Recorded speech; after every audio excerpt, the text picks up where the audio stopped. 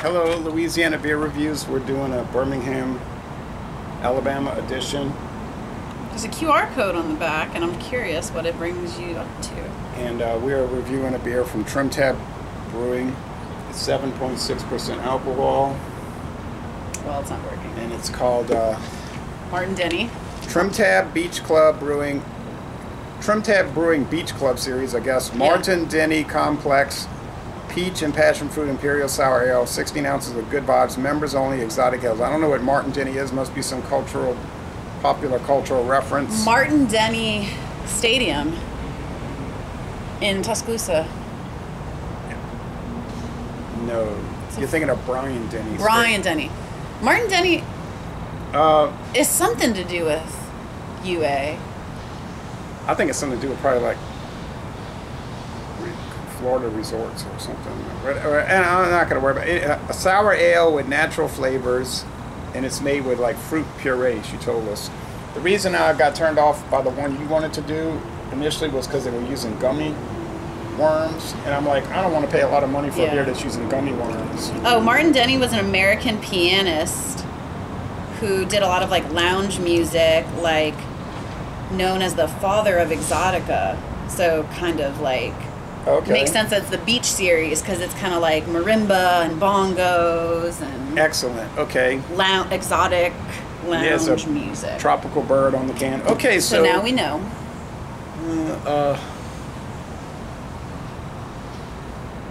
Wow, it's a really old can. Well, let's hope it's good. From 2021. Well. So it's aged. Okay, not in a barrel, in a can. Okay, so it's very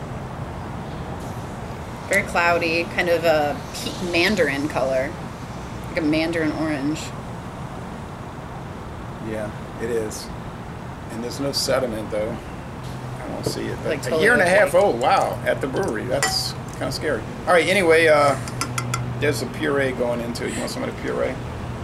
I fuss about the grocery stores. You know, like why do they keep the stuff on the shelf all year? You know. Well, I guess if it's the brewery, they're the best judge of what's going to be good. It says something 2621. I hope that's 1226 and not 126. But anyway, I'm so depressed about quality control these days.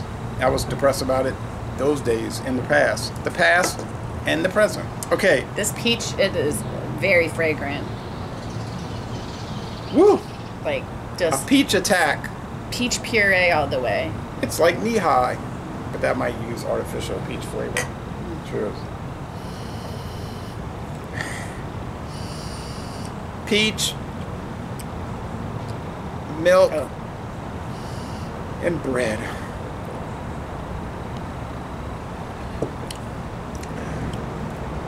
I do get the tartness of the passion fruit in with the peach. Yeah. Peach and passion fruit. Yeah, it's the same thing I was saying. It's not really that sour. It's more tart than sour. So think of just like acidic fruit tartness. The flavor is really gorgeous. You know, milk. You can really tell that it's made with fresh fruit and not with like artificial flavors. I mean, it is just, it's like biting into the fruit, just kind of juicy and flavorful.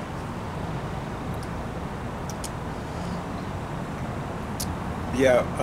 It is kind of heavy. Peach and passion fruit puree. Now, I guess these companies buy it in a wholesale market, you know, like probably come in huge vats, huge bags, whatever, cans. It's really good. This beer comes with surround sound. I know. I was trying to scan that to see what it was. It might be a playlist. Oh, I bet it's a playlist with this guy's music. But I couldn't get the QR. Right. But I couldn't get the QR code to work. Sweetness level is pretty sweet now, y'all. But it's like fruit sweetness, not like just a can of sugar. You know, it's not like a bag of sugar sweetness. Yeah. It's probably 4 out of 5 sugar cubes. It is pretty sweet. Bitterness. Like, honestly, half a can of this is good. There's no bitterness. There's a lot of tartness. There's no bitterness. It's like 0 out of 5 hop cones. So it's an Imperial, though, meaning that it's strong, 7.6. Most of these sours be like 4.5. I wouldn't, well, I don't guess you would be able to drink too much of it. It'd just be too much of it. But for what it is, It's very nice. Good summer beer. Yeah, well, maybe spring beer. Summer you might want to do 4.2. Well, I mean the flavors of like the peach and the passion fruit. Pool side. Just want to be staying hydrated as you drink this. So we didn't get this on draft. You got this from the can. So you can actually buy this at a grocery store, I guess, in a can. Yeah, they might only, some of their cans they only sell from the brewery, so I'm not totally sure. Oh, you sure? Mm-hmm. Only from the brewery? Oh, yep. Wow. They have some cans and bottles. Because they do so many. Like, they have so many limited runs. And there's just some you can only get at the brewery. So if it's from the brewery, then it's a mini keg. Not a can. We'll call it a mini keg. How you like that? But I'm not totally sure. This could be at your local grocery store. Anyway,